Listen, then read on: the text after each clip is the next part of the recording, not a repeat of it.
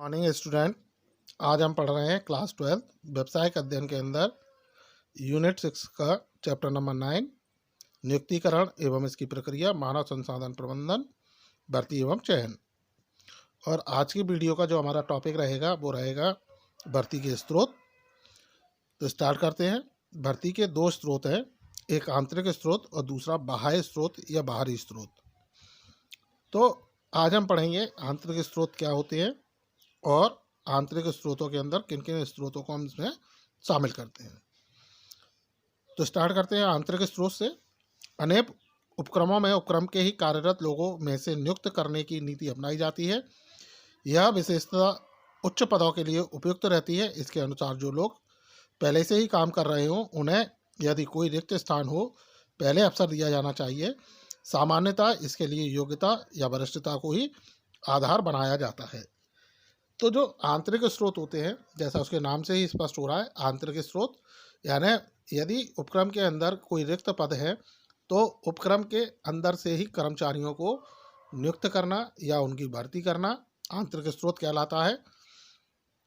और जो आंतरिक स्रोतों का जो सामान्यतः प्रयोग किया जाता है वह उच्च पदों के लिए इन आंतरिक स्रोतों का हम प्रयोग करते हैं।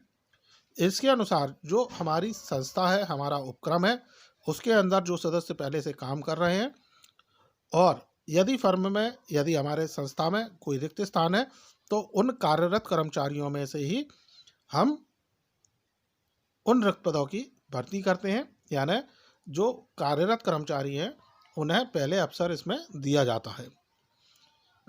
आंतरिक स्रोतों के द्वारा जब संस्थान के अंदर भर्ती की जाती है, उपक्रम के अंदर भर्ती की जाती है, तो इसमें कर्मचारियों की योग्यता, उनकी वरिष्ठता, उनकी कार्यकुशलता को आधार बनाया जाता है। यानी उनकी क्षमता, योग्यता, उनकी कार्यकुशलता के आधार पर उन्हें हम उच्च पदों पर नियुक्त करते हैं।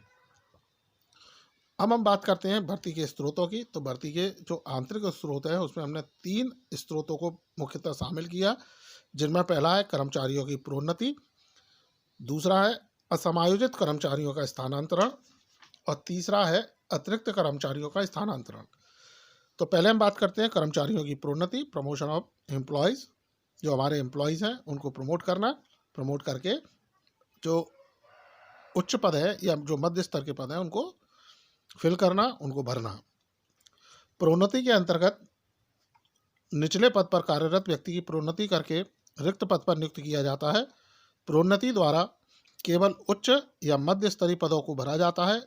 उच्च पदों पर प्रोन्नति एक श्रृंखलाबद्ध प्रक्रिया को जन्म देती है, क्योंकि उच्च पद को प्रोन्नति द्वारा भरने पर उसका नीचे का पद खाली हो जाता है और अंत में एक नए व्यक्ति की भर्ती हो जाती है। प्रोन्नति द्वारा कर्मचारियों की भर्ती से उनका मनोबल व उनकी कार्यकुशलता में वृद्धि होती है। तो ये जो कर्मचारियों की प्रोन्नति है, इसमें संस्था के अंदर जो निचले पदों पर कार्य कर रहे हैं, अर्थात जो निम्न स्तर पर कार्य करते हैं या जो मध्य स्तर पर कार्य करते हैं कर्मचारी, उनको मध्य स्तर वालों को उच्च स्तर पर और निम्न स्तर वालों को मध्य स्तर पर प्रमोट करना, उनको पदोन्नति देना या उनकी प्रोन्नति करना, ये आंतरिक स्रोत का एक प्रकार है। इसमें जो हमारे निम्न स्तरीय कर्मचारी या मध्य स्तरीय कर्मचारी होते हैं उन्हें उच्च स्तर पर या मध्य स्तर पर जो पद रिक्त होते हैं उन पर प्रमोट कर दिया जाता है, उन पर नियुक्त कर दिया जाता है और इससे नीचे के जो पद हैं वो रिक्त हो जाते हैं और रिक्त होने पर हमें एक नए कर्मचारी की आवश्यकता होती है जिसकी हम भर्ती करते हैं। तो इस तरह से या इस प्रक्रिया से जो उपक्रम है, जो हमारी संस्था है, उसके अंदर एक श्रृंखला का जन्म होता है, एक चैन उसके अंदर बन जाती है। और जो प्रोन्नति होती है, जो जब हम प्रमोट करते हैं कर्मचारियों को, तो कर्मचारियों को प्रमोट करने से, उनको प्रोन्नति देने से या उनको पदोन्नति देने से क्या होता है कि उनके मनोबल, उनकी कार्यकुशलता, उनकी कार्यक्षमता में भी वृद्धि होती है। अगला है असमायोजित कर्मचारियों का स्थानांतरण। रिक्त स्थानों को कार्य संबंधी कारणों से असमायोजित कर्मचारियों के स्थानांतरण द्वारा भी भरा जा सकता है। जब व्यक्ति योग्य होते हुए भी अपने वर्तमान पद पर शीर्ष या अधीनस्थों के साथ सहयोगपूर्ण संबंध नहीं बना पाता और सफल नहीं हो पाता है तो उसे अन्य विभाग या स्थान पर स्थानांतरित करके उसकी योग्यता का लाभ उठाया जा सकता है। तो किसी भी संस्था के अंदर जो रिक्त पद होते हैं उनको संस्था या उपक्रम के अंदर से भरने का दूसरा जो माध्यम है वह होता है असमायोजित कर्मचारियों का स्थानांतरण। यानी जो पद रिक्त हैं उन रिक्त पदों पर कार्य संबंधी जो भी कारण हो, उन कारण से जब हम ऐसे कर्मचारियों का संस्था के अंदर से कर्मचारियों की भर्ती कर देते हैं तो वह असमायोजित कर्मचारियों का स्थानांतरण कहलाता है। इसमें जब कोई कर्मचारी योग्य है, वह अपने कार्य को बहुत अच्छे ढंग से कर रहा है, लेकिन उसके बाद भी जब वो अपने अधीनस्थों या अपने उच्च अधिकारियों के साथ तालमेल या समन्वय नहीं बिठा पाता, एडजस्टमेंट नहीं कर पाता है, तो ऐसी स्थिति में इस तरह के कर्मचारियों के अगर हमें योग्यता का लाभ लेना है तो उन्हें हम अन्य विभाग या अन्य स्थान पर ट्रांसफ़र कर देते हैं, स्थानांतरित कर देते हैं, जिससे संस्था को उस व्यक्ति के योग्यता, उस व्यक्ति के अनुभव, उस व्यक्ति की कार्यकुशलता का लाभ प्राप्त होने लगता है। तीसरा है अतिरिक्त कर्मचारियों का स्थानांतरण, जो हमारे एक्स्ट्रा एम्प्लॉयज़ होते हैं उनका ट्रांसफ़र करना। तो कभी कभी उपक्रम में विशिष्ट कार्य की कमी या कार्यप्रणाली में परिवर्तन के कारण कुछ कर्मचारी अतिरिक्त हो जाते हैं।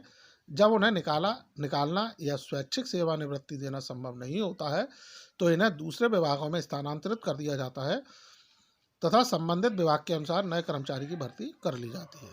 यानी इसका जो अर्थ हुआ वो ये अर्थ हुआ कि जब कभी किसी संस्था के अंदर, किसी उपक्रम के अंदर जब हम किसी विशिष्ट कार्य प्रणाली को अपनाते हैं या नई टेक्नोलॉजी का यूज़ करने लगते हैं तो ऐसी स्थिति में जो हमारे कर्मचारी हैं उनमें से कुछ कर्मचारी हमारे पास एक्स्ट्रा हो जाते हैं, अतिरिक्त हो जाते हैं, और ऐसे कर्मचारियों को जब निकाला नहीं जा सकता या उनको स्वैच्छिक सेवानिवृत्ति VRS वॉलेंट्री रिटायरमेंट नहीं दिया जाता, तो ऐसी स्थिति में हम उन्हें दूसरे विभाग या दूसरे स्थान जहाँ पर पद खाली है वहाँ उनका स्थानांतरण कर देते हैं, वहाँ उनका ट्रांसफ़र कर देते हैं, और ऐसी स्थिति में फिर जिस विभाग में आवश्यकता होती है वहाँ आवश्यकता अनुसार नए कर्मचारियों की नियुक्ति कर ली जाती है।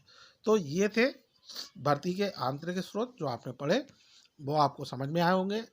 इनसे संबंधित यदि आपके कोई डाउट्स हैं, क्वेरीज हैं, तो आप कमेंट सेक्शन में कमेंट कर सकते हैं, पूछ सकते हैं। So student, thank you.